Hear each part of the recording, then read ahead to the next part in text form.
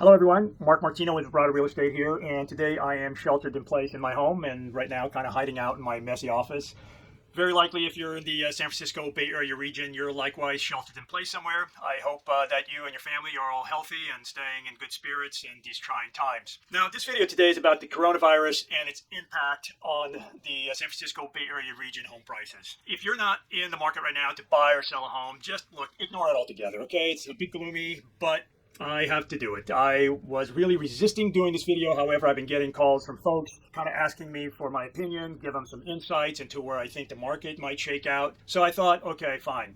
Let me put a video together. That way I can put some charts in there and you can kind of understand a bit more the reasoning behind my opinion. So if for some reason you do need this information, I am going to put out there for you right now in this video. The information that I'm about to give you really can change from day to day just because the markets and the economic circumstances may change as we go through this whole coronavirus thing. But hopefully what you'll get out of this is some tools to help you kind of understand how the events may translate into home prices here in the Bay Area. All right, so for those of you who don't need to know this, just turn it off.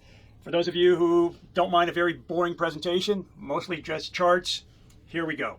So our first chart is of the Dow Jones Industrial Index from 2003 to present day. And the reason that we discuss the Dow Jones Industrial Index, or really the stock market in general, is because I am of the strong opinion that the stock market is the driving engine for home prices in the Bay Area. Now, prior to 2000, you could argue that people were not as dependent upon the stock market to purchase their homes. But since 2000, as home prices have increased in value, first-time homebuyers particularly have been much more dependent upon their employee stock options as a source for their down payments on home purchases.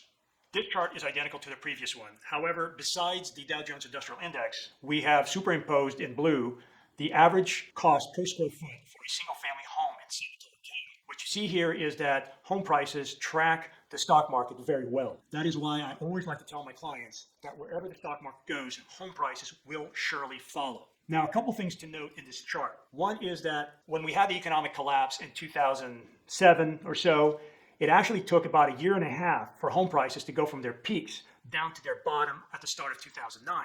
Similarly, it took about a year and a quarter or so for the stock market to go from its peak down to its bottom, also at the start of 2009. Another thing to note is that the stock market and the real estate market in this chart are not on the same scale. Now, when we put the Dow Jones Industrial Index and the San Mateo County real estate market on the same scale, what we see is that the stock market actually increases in value at about twice the rate as do home prices. From the start of 2009 till mid-February 2020, the Dow Jones Industrial Index increased by about 320%. Of course, from 2009 to date, now it's only up 185% due to the recent collapse. During the same time period, while the stock market went up 320%, home prices went up about 160%. So what we see is that the stock market increases in value at about twice the pace of home prices in San Mateo County. When we go back to the chart that had the stock market versus home prices superimposed on one another, and we blow up just the last few years, what we see is that during the past couple of years, home prices had actually been relatively flat. Single-family home prices in San Mateo County had been kind of just bouncing at around $970 per square foot of living space. The stock market had similarly been bouncing around 25,000 points. Now, the stock market did suddenly start increasing during the last quarter of 2019. And 2019 was a bit of a strange year for real estate regionally. We started off the first half with a seller's market. Sales were relatively strong, but by the time we got into the third quarter, it kind of petered out. Homes started to linger on the market. We started seeing some price drops, and the market seemed like it was declining. However, by the time Q4 arrived, the market had strengthened again. Homes were selling quickly once more, inventories were coming down, and the catalyst for this increase was likely the stock market rising in value. A consequence of this soft Q3 in 2019 was that some sellers out there actually postponed putting their home on the market to 2020. We definitely saw homes that were not selling in Q3 of 2019 be removed from the market, while in talking with other realtors, there were sellers out there that made the decision to wait until 2020 to bring their homes to market. The decision by many sellers to postpone bringing their homes to market until 2020 was certainly evident in the February numbers, as we saw 415 new listings come to market, which is a bit higher than normal for that time of year. This chart is identical to the previous one, but I just wanted to point out that from September 2019 to February 2020, the Dow Jones Industrial Index rose 3,000 points, or 11% in 5 months. The Dow Jones Industrial Index then peaked on February 10th and started coming down precipitously ever since. Over the past 5 weeks, the Dow Jones Industrial Index has come down about 9,500 points, or 32%.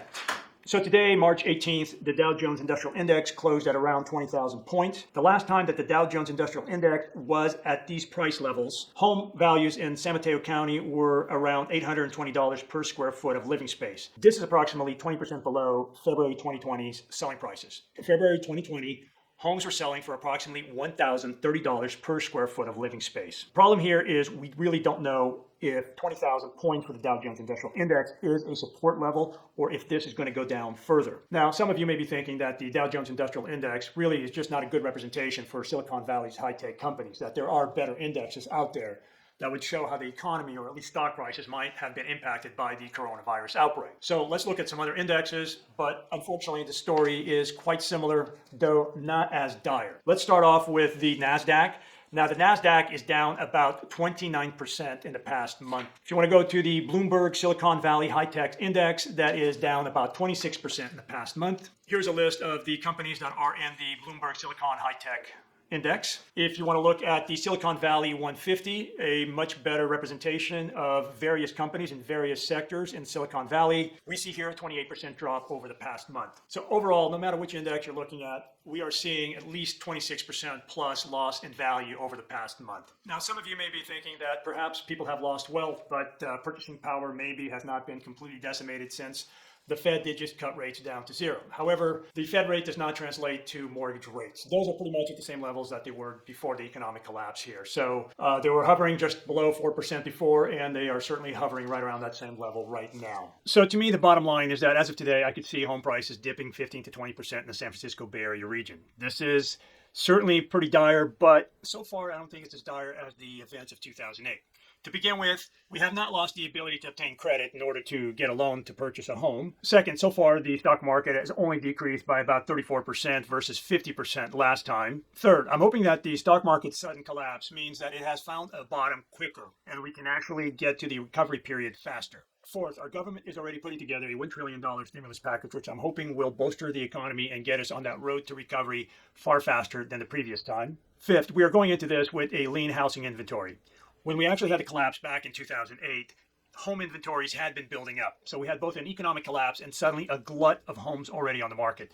That made the situation far worse. So that's it for me today, folks. I hope that you found this information helpful, but most of all, I hope that you and your family stay healthy and safe during these trying times. If you do have some questions about some of this information, look, feel free to text me or email me or even just write some comments down there, and I'll be happy to give you whatever insights that I possibly can. Stay healthy, and hopefully we'll see you soon. All right, take care.